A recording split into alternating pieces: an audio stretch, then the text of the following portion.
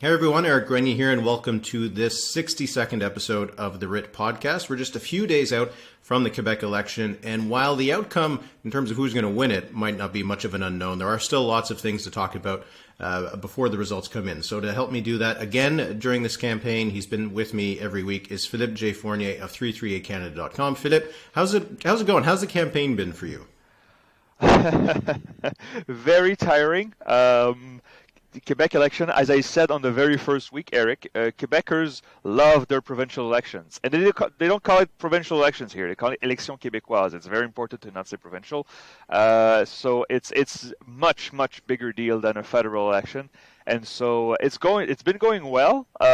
Lots of media for me, obviously, and lots of pressure to get it right, as always. But since I'm from here, I get a lot of attention, and I know I will get a lot of flack if I do not get it right on Monday night. But it's been kind of fun. It's been a boring election, but yet it's still been quite fun to follow because there's a serious race for second place. So, yeah. Yeah, absolutely. So we are going to go through each of the parties and talk about really how this campaign has been going for them and what to look for on Monday night. So we'll go by the order of how the parties were at dissolution. So we'll start with the Quebec Conservatives under Éric Duhaime. They went into this campaign with a lot of attention, I'd say, because this is a party that, to put into context for Canadians outside of Quebec, the Quebec Conservatives were a tiny little fringe party that would get maybe 1 or 2% of the vote. They were not a real provincial-wide party. And Éric Duhaime, who's he's been a former kind of political person within conservative circles federally and in Quebec, but also he was a radio host, sort of one of those talk radio shock jocks kind of people. He has given the party some attention. He's used the pandemic, to kind of tap into that anger that is there. But it seems like he's more or less where he was at the beginning of this campaign, 15, 16, 17%. That's about it. You are correct. Thing is, a lot of people do not look at polls much, and for you and I, this is strange, right? And for people who started following the campaign after Labor Day, they said, "Oh, Éric Duhaime is at 15%. How did that happen?" And it's like it's been that way since March. His rise really was during the Omicron wave, the second lockdown, the second curfew we had in Quebec in January. His party went from 4 to 5% to somewhere around 15. Some polls had it even at 18 or 19 or even 20. But since the campaign began, Eric, we haven't seen any growth from Éric Duhaime. He always says he's on the rise and he's the only party on the rise, which is, technically is kind of true. But he's been flat. He's plateaued. And in the last few days of this campaign, the latest numbers that we have shows that it's slipping now. I don't want to put an hypothesis on why it's slipping. Perhaps some of his followers realize that he's probably not going to win because they said, "Oh, Éric Duhaime majority" earlier on, and they were really fooling themselves. But the Conservatives, they're competitive in 3 seats. Éric Duhaime's seats just north of Quebec City is Chauveau. We talked about it before. And of course, in Beauce, there's 2 ridings, provincial ridings, Beauce Nord and Beauce Sud, where we expect the Conservatives to do well. It's just that in both regions, the CEQ also does really well. So right now I have 0 seats for the Conservatives, but the confidence interval stretches to 3. So it's possible that the Conservatives pull off an upset and win a few seats on Monday night. Yeah, we had some polls that were done in Chauveau. There's 2 different polls from 2 different pollsters, Segma and Main Street. Both had Duhaime in second by a decent margin, not close enough that you would say that, it's just a margin of error kind of thing. But the polls that came out for Beauce Nord and Beauce Sud, that was pretty interesting because it more or less had. What was interesting also was that it had the CQ and the Conservatives taking about 90% of the vote. So it's almost that it's only those 2 parties. It's a race between those 2. One of them had the Conservatives ahead. The other one had the Conservatives just behind. So it's possible that they could win 1 or 2 of those seats there. Duhaime doesn't win his seat, which would be an odd thing to have 2 MNAs and neither one of them is the leader. But if they do fall short, let's say they don't win these seats, because as you said, the perception of whether you're going to win or not can sometimes have an impact on whether people are going to go out to vote. And the CEQ has more support among older people who vote in bigger numbers. What happens if the Conservatives finish second or third in the vote, but don't even get a seat? Well, I am not. I'll say this. I've said this before, but I'm not necessarily a fan of electoral reform. I think it's interesting. It's just that this system that we have, the first past the post system, will become increasingly impossible to defend if you have parties like the Parti Québécois and the Conservatives together possibly getting 30% of the vote and together possibly winning 3-4 seats out of 125. And so electoral reform will be back on the table for the opposition parties. The CAQ obviously doesn't want anything to do with it. The Liberals have been consistent. They're not for it, even though they would do well under a proportional system. But it's going to come back on the table. It's just that Éric Duhaime, the Conservatives, a lot of people in there, not everybody, but a lot of people are the convoy type, anti-mask, anti-vaxxers, and anti-system people. And some of them can be very motivated to vote. We saw some of them, of course, support Pierre Poilievre at the federal level. But will they go all the way to the booth to vote if they feel that their party is losing? This is what I'm looking forward to, and this is a nightmare for pollsters. For you and I, do seat projections. We know we have a certain leeway with those parties, but for pollsters, the PCQ is at 15% on average right now. They could get 11, and I would not be surprised. They could get 18, and I would not be surprised. Obviously, the CEQ is working really hard to stop Éric Duhaime from being in the National Assembly. I wonder what that does once the dust settles. Yeah. And if they do end up winning one or two of those Beauce seats, it will make a big difference even if Duhaime's not in the Assembly, because he will at least still get to be the leader of a party that has some seats. If they're completely shut out, you do wonder what happens over the next 4 years. But parties are publicly funded in Quebec, and the Conservatives are going to make a lot of votes, which means they'll make a lot of money. So, it is going to be a viable operation for the next 4 years. I guess we'll just see if they have any voices in the National Assembly or not. No seats for Éric Duhaime would be tough, because then he wouldn't have access to National Assembly, right? He had access to the National Assembly because he had one cross the floor last winter. But without any seats, maybe what's could happen, and of course we're hypothesis here, but there's going to be a lot of CEQ M&As that are going to be disappointed. If the CEQ does win indeed between 90 and 95 seats, they had 74 last election, and so if you're a new CEQ M&A that has won a traditional Liberal seat or a traditional PQ seat, and you say, well, I managed to win an upset. I deserve some kind of cabinet post. And Legault is not going to be able to give them away like candy. He's got 25 to 28 ministers in his cabinet. So a lot of CAQ voters are going to feel that 4 years is a long time to be a backbencher and just to be whipped into voting with the party line. Perhaps Éric Duhaime, courts a few of them. We'll see. Yeah. Anyway, that I don't think the Conservatives are going away, but we'll see if they become an actual fixture or not. And I think the results we have will probably give us a good idea of that. Okay, so let's move on to the Parti Québécois, which started the campaign as really the party that seemed to be in the most trouble. There were some polls that had them in the high single digits.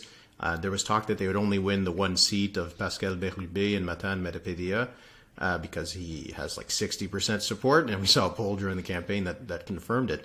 But now it seems like they've actually had a pretty good campaign. Paul Saint-Pierre Plamondon, the leader, has been seen as either the winner or the second best performer in both of the debates. And they have a little bit of momentum, but it almost seems like the momentum is just going to save them from disaster. Oblivion, yeah. Okay, well, I'll say this for the Parti Québécois. It's their momentum. It is real, but it's been greatly amplified. I mean, we're talking about a party that was at 10, and now it's maybe at 14.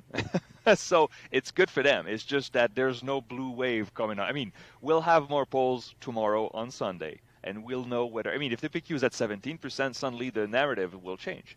And I freely admit that. But you and I are scientists. I mean, we have to follow with the data. And Paul Saint-Pierre Plamondon has had a good campaign. It's true. His personal numbers, not just the party's voting intention, his personal numbers have improved a lot. And usually, it's a good sign. It's un signe précoce of greatness. We'll see if it materializes, because it's true that the PQ doesn't have the get out the vote machine it once had.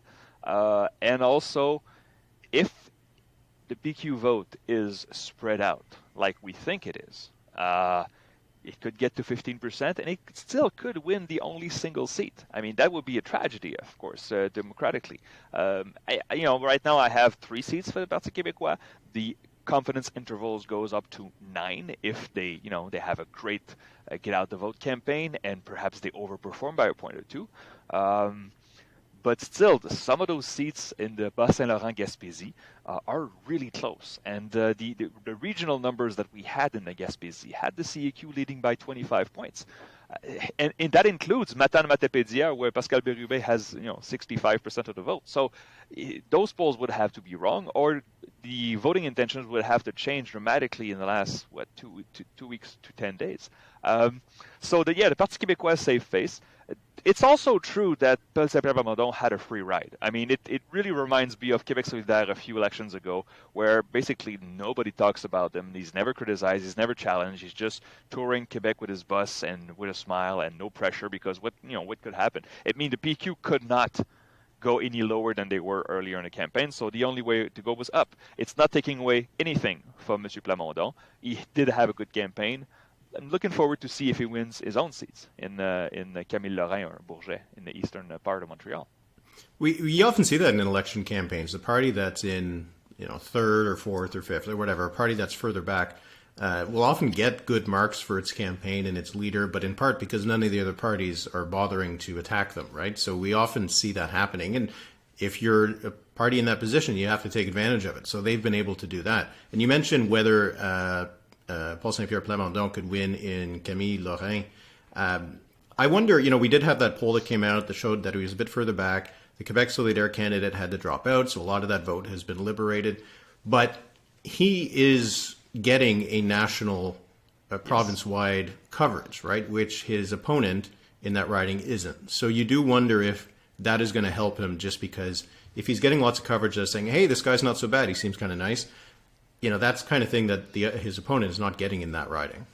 And the Québécois media machine really got on that bandwagon. Objectively, one would say that the voters of Camille Lorrain would be better represented by a party leader than a backbencher, regardless of party preference. I mean, Camille Lorrain, used to be a safe PQ seat for a long time, and the PQ lost it by 500 votes last election. Richard Campeau, the CAQ MNA in Bourget, really is not a very well-known figure. I don't say this to put him down, but he is a backbencher. He's been a non-factor for the CAQ in the last 4 years. So it's going to be interesting.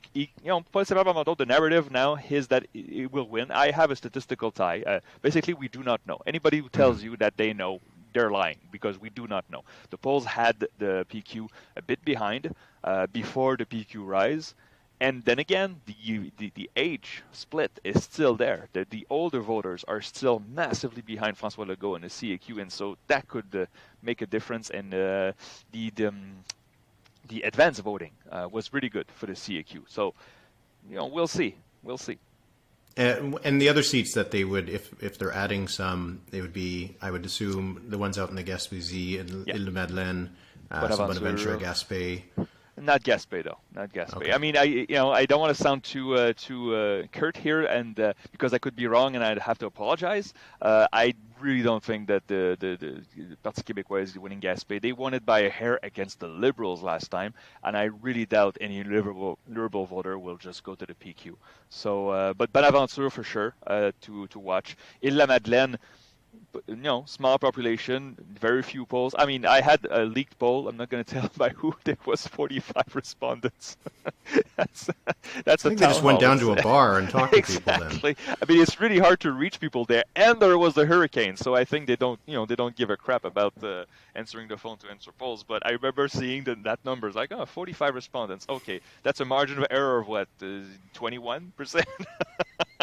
So everybody's in it. There you go. Everybody's competitive, yeah. Anyway, that will be an interesting one to watch because it seems to be primarily between the PQ and the CQ. And the CQ candidate used to be the mayor there, so he's a big kind of name as well. So it's a very local race. So we'll see what happens. Okay, so let's move on to Quebec Solidaire. So they've been really interesting to watch over this campaign because they've had a pretty good campaign.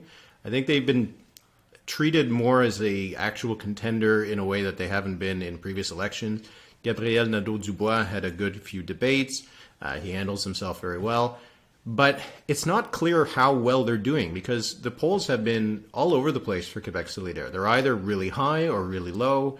And what's your bead on where Quebec Solidaire actually probably is? Quebec Solidaire is good in focusing on a few ridings and working on them until they get it. And once they get it, I mean, again, we've said this before, the Quebec Solidaire has never lost a seat it's won before. I mean, it's probably going to happen this time around, but still, I mean, when they get somewhere and they get into this community, it's really hard to dislodge them. So Quebec Solidaire, the polls have been all over the place, with Main Street usually having between 11-12%, other polls 17-18. So of course, it's a massive difference in our voting system. Those two numbers, I would say, is irreconcilable. I mean, there's even the margin of error doesn't explain such a spread. So we'll see, but I'll say this, as I mentioned before, the free ride that M. Plamondon had, this is the first time that Quebec Solidaire has had, massive pushback during a campaign. It didn't happen in 12. It didn't happen in 2014. It didn't happen in 18. Even I remember 18, the Quebec Solidaire we have this bus for media, and it's half empty, so come on down. And people did not care much about the Quebec Solidaire, so they had a free ride. And this time around, I mean, François Legault pushed back a lot, and even the Liberals also pushed back a lot. They criticized their fiscal plan as la taxe orange, the orange tax that's going to take away the means of production. So of course, it was not that, but they really pushed back, and I think Québec Solidaire was not ready for this. Gabriel Nadeau-Dubois, very talented speaker, we saw him, but he's also very polarizing. Much more polarizing than Manon Massé was in 18.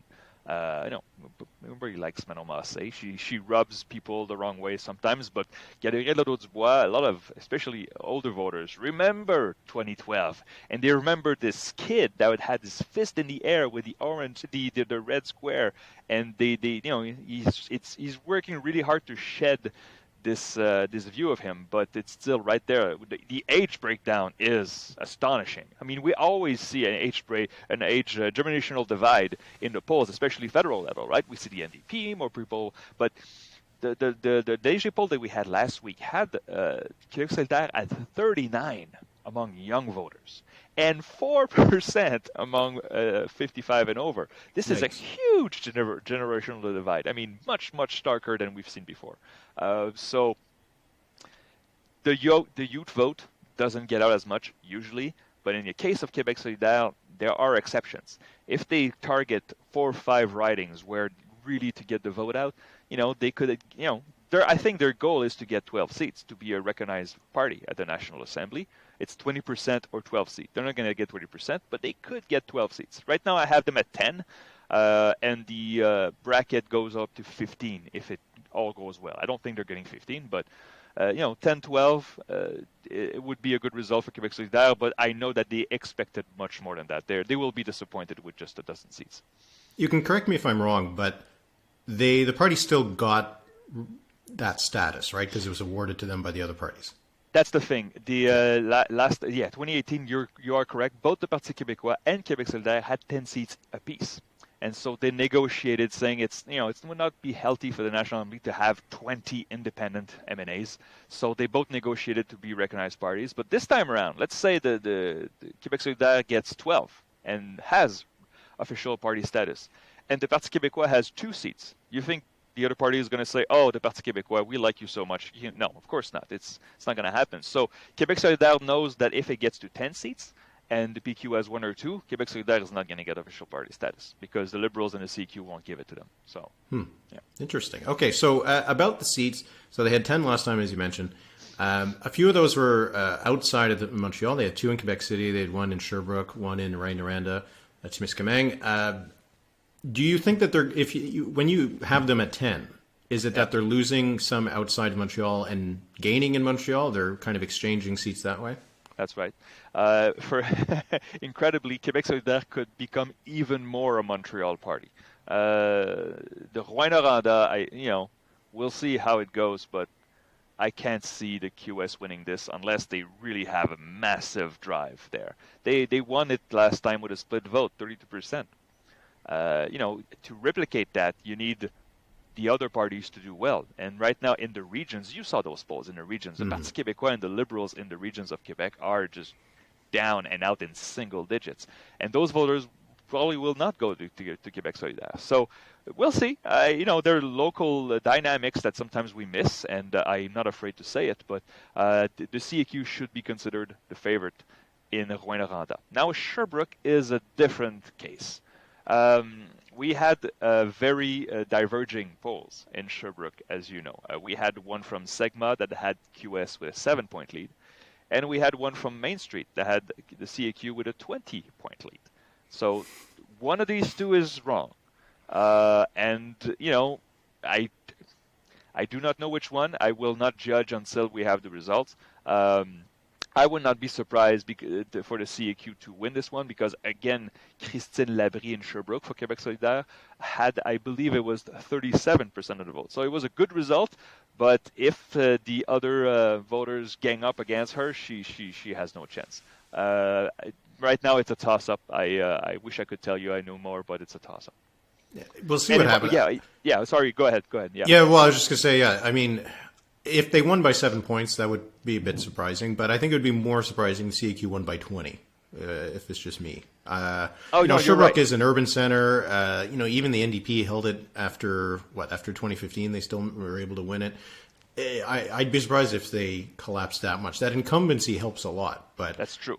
And we'll see how that's going to play out in Quebec City. I think you were going to talk about that next because they had 2 seats in Quebec City, in Tachereau and Jean Talon or Jean Lesage? Jean Lesage. Jean Lesage. Yeah. And they have an incumbent in one of them, Sol Zanetti, and then they don't in the other seat. But if they hold on to those 2 seats in Quebec City, at least they have a chance of being a party that's not just Montreal.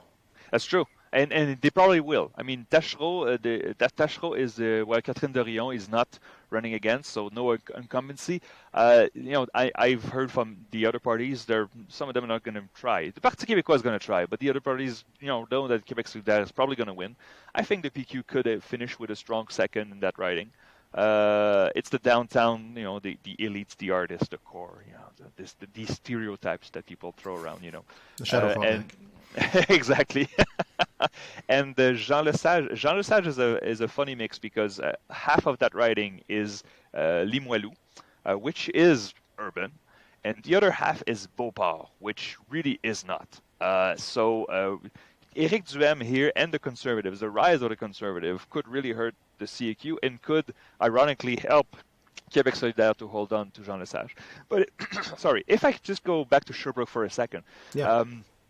You would be surprised if Sherbrooke, if the CAQ wins by 20. You are correct, but the CAQ does have a very well-known candidate here in Caroline Saint-Hilaire. She's a former Bloc MP. She's the former mayor of Longueuil. I believe this is her 6th election campaign. The 5 previous ones, she won all 5 of them.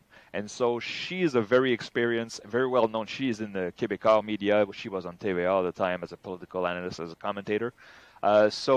If the CAQ doesn't win Québec Solidaire this time, they probably never will. Sorry. If the CAQ doesn't win Sherbrooke, I'm tired.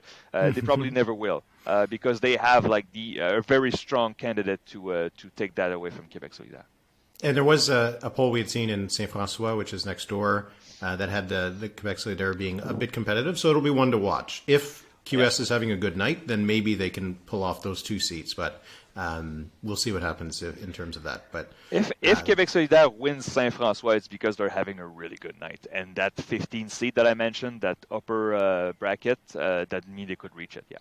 Yeah, and that means that the Liberals could finish potentially 3rd in the seat. So let's move on to the Liberals. Their campaign, it seems to have been pretty ineffective, right? Because they haven't really done anything in the polls. They've been stuck at the exact same level, 16, 18%, which is really bad for the Liberals because when they got, 24, 25% last time, that was the worst that they've ever done. Yep. So now they're going to do even worse than that, that's for sure. And they just haven't been able to get any extra, momentum. They've had Dominique Anglade, her debates, her performances weren't awful in them, but people didn't like them. And the coverage of their campaign has largely been about how it's not always gone very well, right? So it does feel like they've had a rough one.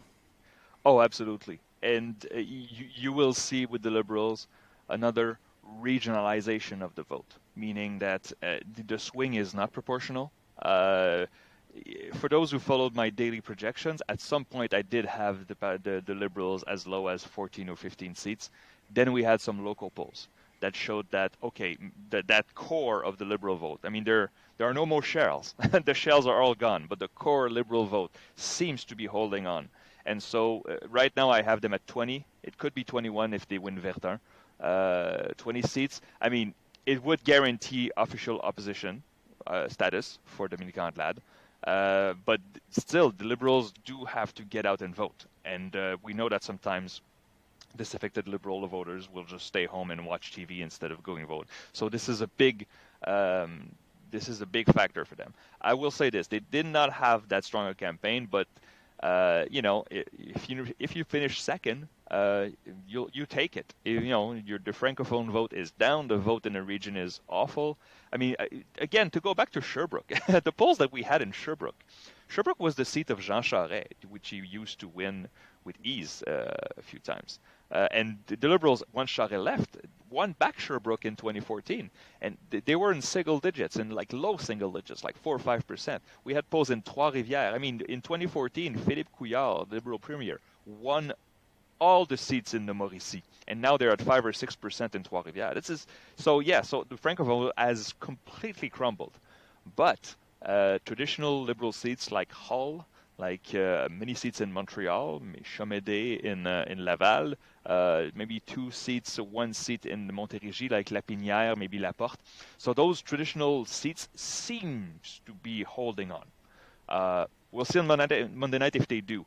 But if they do, the Liberals will be the official opposition because their lower confidence intervals is higher than the higher confidence interval for Québec Solidaire. But do they finish second in the vote? That's a good question. Question. We'll see in the polls for tomorrow. Right now, it's a quadruple tie basically between all the 4 parties. But as I said, the Conservatives seems to be slipping. We'll see if tomorrow this trend is confirmed. Québec Solidaire with young voters is harder to do.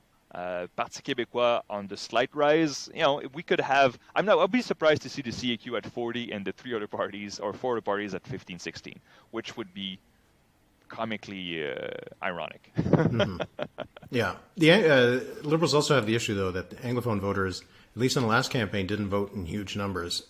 So that could also be a bit of a turnout drag on the Liberals, right? So you potentially have a situation where, because of the Anglophone vote, the Liberal vote, they underperform the polls. Because of their young vote, Québec Solidaire underperforms their polls.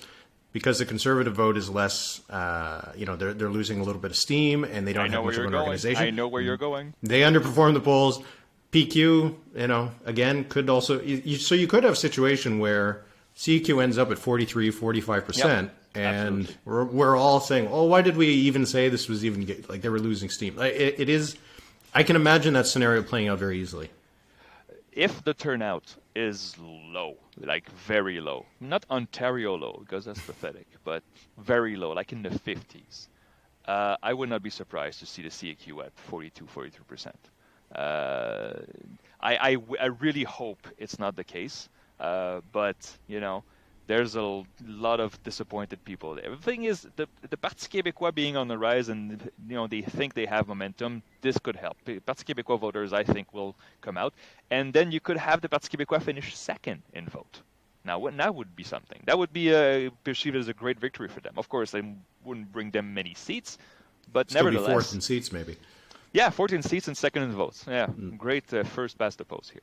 It is going to be, it is going to be, the results are going to be those kind of results. We had them in Ontario as well, right? Where the Liberals and the NDP tied, but the seat count was totally different. So Did the Liberals win the second place vote by like a hair? by They finished second, a little right? bit, a couple Yeah, thousand okay. votes, I think. Yeah, okay. So anyway, I guess our politics, I don't know if it's just a coincidence, but maybe our politics have become so...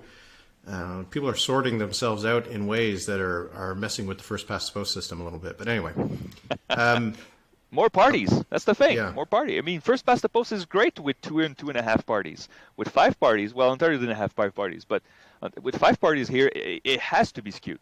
It can't. It just simply can't be. I mean, if we had the CAQ at, let's say the final polls show the CAQ still dropping. I mean, Angus Reid, had the CAQ lower than other pollsters, but they had it at 35, I believe, right?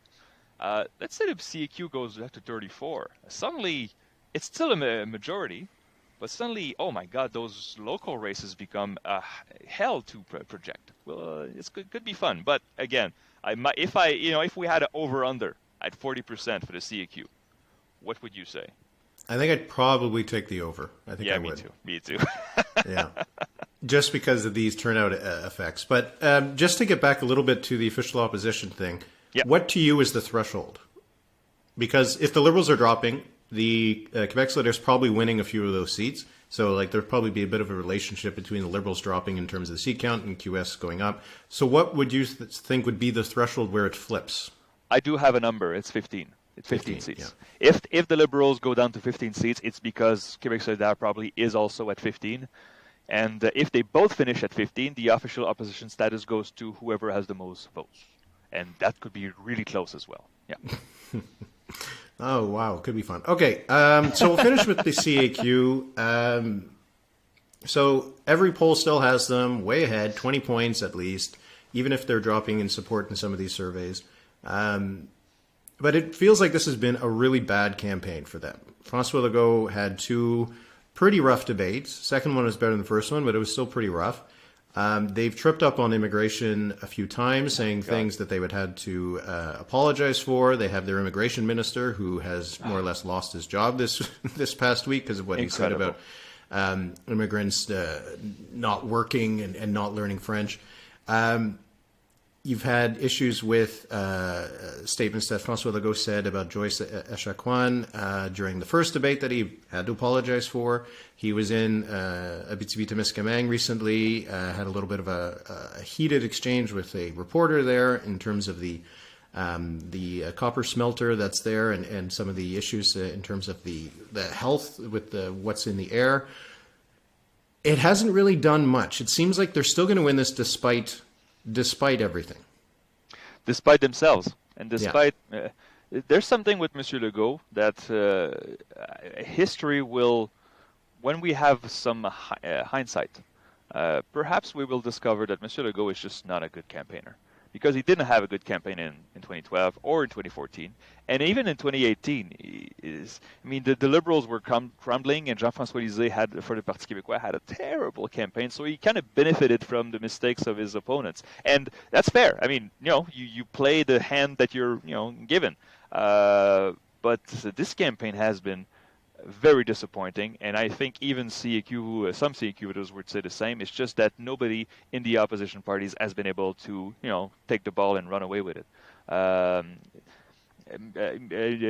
Political analyst at Radio-Canada, Michel C. Auger, I was on a panel yesterday at Radio-Canada, name dropping here, but he said basically, if the numbers are confirmed, the CAQ, does win overwhelming majority on Monday night. The next day is the first day of the leadership campaign to replace Monsieur Legault, because he's not going to do a third term. And it's going to test this, the coalition, the C in CAQ, because Monsieur Legault did not seem like he had a great time. And what you mentioned about the immigration minister, He said he misspoke, right? But he did not misspeak. He lied. That's a big difference. He used numbers to push his narratives, and the numbers were wrong. So that, for me, that's lying. There's a football coach that I don't remember his name, but he had a great quote. It says, "You are what your record says it is," right? You've heard this before, I'm sure. You are what your record says it is. And all these things they said about immigrants and all this campaign of fear about immigration that Legault himself said and encouraged during the campaign, he probably did not lose a single vote outside of Montreal about this, right? So, at the end of the day, when Quebecers wake up on October 4th with a new government and an overwhelming CEQ majority, this is who we are. This is, if you can have that bad of a campaign, and the people would say, why would you say those terrible things about people wanting to come here and work and learn French? This is who we are. And it's going to be perhaps a wake-up call. And, the generational divide here is showing in plain sight. I'm not sure it's stable for another 4 years. There's going to be some infighting, for sure. And it's going to be, Quebec politics is rarely boring. I don't think it will be boring for the next 4 years. I think what you said about the opposition parties really kind of hits the nail on the head. They were just not able to provide a better alternative, right? And I think that even when it comes to the immigration comments, you have that the Parti Québécois wants to reduce the number of immigrants that Quebec is choosing and bringing in. You don't really have a lot of alternatives that are hugely different from what the CEQ might be offering. You have the Liberals, but that also doesn't seem to be where a lot of Quebecers want to be either, right? So it is a complicated issue in the sense of what the leaders are saying is not really getting to where I think people really are. Because I don't think that what Boulet had said or what François Legault has said is where Quebecers are on immigration. But at the same time, I'm not sure if they see that issue in the same way that, for example, the Liberals do. So it doesn't seem like anybody has really... So the fact that the CEQ is able to maintain their support, it's just because they're closer perhaps than to where Quebecers are. At the very least, it's not a big a deal enough to knock people off of their vote, right? The immigration issue has been a big issue during the campaign, but I'm not actually sure it's a big issue for voters. Yeah, no, you're correct. Jean Boulet, on a Monday night, watch for the riding of Trois-Rivières. The poll that we had in Trois-Rivières, the local poll we had in Trois-Rivières, had M. Boulet at 50% of the vote. And in second place was the Conservatives at, I think it was 18. That's 70% of the vote potentially going to either the CEQ or the Conservatives. If M. Boulet, does get 50% of the vote, that means his comments, as horrendous as they were and as libelous as they were, did not cost him any votes. So, again, it says a lot about the opposition parties not connecting with a critical mass of Quebecers. Yeah. When it comes to the CQ being able to improve its seat count, you said 90, 95 potentially. That's a gain of 10, 15, 20 seats. Is this because of the drop in support for the opposition parties, or is the CQ picking up support and winning some of these seats as well? Is it just the split opposition, or has CQ improved its standing in parts of the province? It's the CQ improved its standing everywhere outside of Montreal and Quebec City. In Quebec City, they lost some ground to the Conservatives, perhaps not enough to lose seats.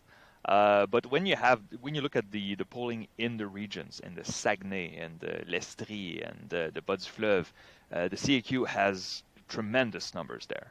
And the fact that they're roughly where they were in vote count with respect to 2018 shows that they dropped somewhere, and that somewhere is Montreal and a bit of Quebec City. So they say word for word, la CAQ est le parti des régions. The CAQ is the party of the regions, and we in the cities go like, okay, thanks. Imagine if the Liberals were like, we are the party of the city. We are the urban party. Can you imagine the reaction that it would create? But so anyway, everybody loves les régions. It's where you go to vacation. So no comment. Let's, we often do this. Yeah, I don't know if you have we'll finish on this. Just if you have a couple over-unders, we've done this in the past. Yeah. Let's start with one. You had said one with the CQ, but my question is actually where to put the line. Where would you put the line for the CQ in terms of the seats? Because I was thinking 90, but now I'm thinking that might be too easy. Well, back in December, I think when we did this, it was a long time ago, but I think the line still holds. It was 93.5. Remember for those listening, the line is put there so that it's hard to pick, and you have to adjust the line so it makes you think. If we put the line at 85, or if we put the line at 100, it's too easy.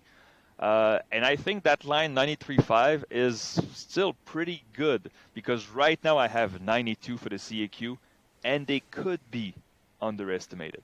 So let's keep 93.5. Let's keep the same line we had in December. What do you think?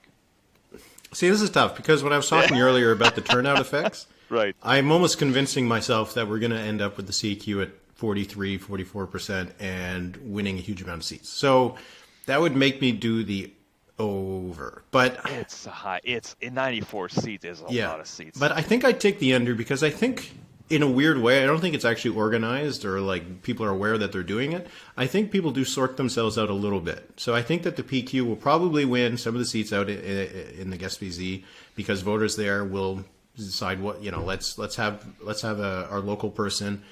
Quebec Solidaire and the Liberals will not end up losing, that many seats to the CQ on the island of Montreal. So I can still imagine that the CQ ends up somewhere, at 89, 90, something like that. Yeah. Just because the voters sort themselves out to give themselves a bit of an opposition.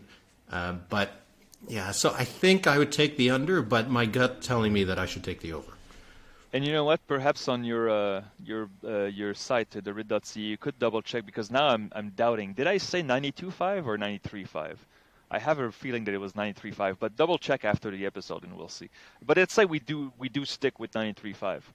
I feel the same way as you do. I think it's going to be over, but even if you have a strong get out the vote machine, it can't be strong everywhere at the same time.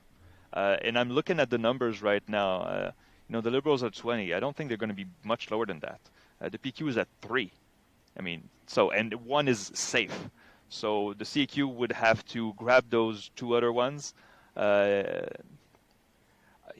be different from you and for bragging rights, I will say I will take the over, but I'm not very confident in the over. It's a good line. That's what it is. It's a good line. How about with this one? Number of leaders of the 5 who are defeated. And if we put it at 1.5. 1.5, I will... God. Because I think Anglade is going to get out of this. I didn't think that during the campaign. I think now she should be okay. That leaves Plamondon and Duhem. I think Duhem is losing, though, so that's one.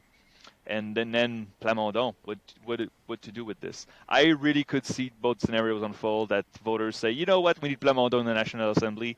Or, a lot of Quebec Solidaire voters, I have no interest in helping the Parti Québécois. So it's just that they really vote for a backbencher of the CAQ to block the Parti Québécois leader? I don't know.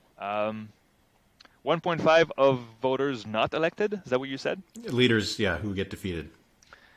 I will take the under. I think only Duhem loses. What about you? I kind of think so too. You would, you could play the odds and say that either Saint Pierre Plamondon or Anglade would lose. I would be surprised if Anglade lose, but I kind of feel that the extra boost is going to help Saint Pierre Plamondon, and it's just easier to imagine him topping that big board on the TV than the CQ candidate whose face I don't know.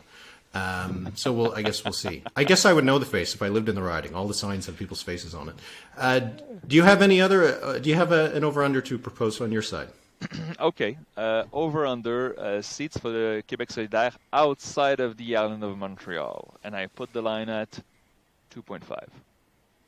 I would take the over. I do. I would say that they're going to win the 2 in Quebec City, and I think that they'll win one of the other ones. I think that they'll win Sherbrooke or they'll surprise somewhere else. So I would take over on that.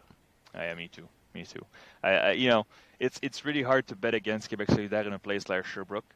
It's a good riding for them. It's just, I mean, Main Street is going to have some questions to answer if that happens, because they had Quebec Solidaire had a rough series of polls from them. Boy, the national polls, the provincial polls, seem to kind of be converging a little bit. I mean, Quebec Solidaire was at 13, I think. So if Léger has 16 and Solidaire has 13, it's manageable. But if QS ends up at 11, or even the local poll that has QS losing by 20 points at Sherbrooke, if that is not true, oh boy, that IVR stuff is going to have to be revisited. And I like Kilo Maggie of Main Street. I know they have an A- rating in my thing, because usually they get it close. But those local polls sometimes can be very. It's risky to do local polls. That's the thing. We'll see. But I also have to take the over. Do I have another one? Sure. Well, I mean, we discussed this, but it's too easy. So I'm gonna have a little funky one. The popular vote. Québec Solidaire had 16.1% in 2018. Popular vote, I'll put the line at 16.5%. What do you say? Oh, it's because on the one hand, I think that they've run a pretty good campaign. I think that a lot of voters in the last minute might decide that they emerged as the kind of opposition, particularly among Francophones, and they'll get a bit of a boost. But their support among younger voters is just going to kill them, I think, in turnout. But I'm going to, huh? Yeah, that's a good one. I think I'll take the over, because I think that they'll do better than they did in the last campaign. But I don't feel great about it, but I feel like maybe they get 16.7 or something like that. But I'll take the over. Before the campaign began, I would have said an easy over on this, and I would have put the line probably over. Let me, because the fact that they lost the candidate in Camille Lorrain, I mean, it was not a campaign that they were going to win in Camille Lorrain, but they were going to do okay, right? I'm just pulling out the numbers right now, and Québec Solidaire had almost 8,000 votes in Camille Lorrain, and now were they going to get as many? Perhaps not, but not very fewer. So that's 8,000 votes that you take away from Québec Solidaire, and that kind of stings. So 16.5. You said the over. I could be different. You know what? I'll say under. Okay. I think they get like the same result as 4 years ago. So yeah, that wouldn't surprise me. I can imagine them getting 10 seats and 16.1% of the vote again. Okay, we'll finish on this one. This will be my over under. Radio-Canada CBC calls a CAQ majority government at 8:30. Oh, hang on. You're going with CBC Radio-Canada. I'm with Bell Media on election night. And I'll say this. I'll go with the Bell Media call, and I think it's before Radio-Canada. But 8:30, it's before. I say before. I think 8:10, 8:12, unless there's a storm or something and people can't count the votes. But if really the vote counting starts at 8:01, as it's supposed to, 8:30, I say it's before. Yeah, I think it probably will be. But you Cowboys at Bell Media, I think, will go earlier, as is usually the case. They are really fast, and they're good usually. I mean, I don't think they've got it wrong before on the general call, but they are really fast, and so yeah. And for those who are listening to this, by the way, I will be on Nouveau. This is like the French CTV, if you will, in Quebec. So we don't have it's a new channel, so we don't have the ratings of TVA or Radio-Canada. But come say hi. I will be there. I will have the big screen. So come say hi. Oh, well, that'll be fun. And if you don't live in Quebec, I'm sure you can find it online. You can probably watch it as well. Nouveau Info. So NOOVO Info. I think .ca. So you can find it. Yeah, you'll find it, and then you'll see Philippe there, and he'll give you a wave if no ties. Bell Media says we have to look like smart and trendy, and it reminds me of that Seinfeld sketch that you may have heard, where George says, "My girlfriend says I have to dress smart casual. What is that?" And Jerry says, "I don't know, but you don't have it." So. Yes, if you want a lot more of a freewheeling show, then you can tune in to Nouveau, and you can see them without a tie. looking like slobs. But anyway, that's fine. All right, so Philippe, it's been a lot of fun chatting with you throughout this campaign, and it'll be a lot of fun to see what the results are on Monday night. So thanks so much for this, and I hope you have a really good last couple days of the campaign and a great night on Monday. Thank you, Eric. It's been a blast, and I'm sure we'll talk to each other soon. And looking forward to Alberta next, right? It is Alberta next, right? Yeah, we'll see. We'll see. Anybody can go early. Anybody can go early. Maybe maybe we'll have a federal election by Christmas. Who knows? All right. Take care, Eric. Merci All beaucoup. right, bye.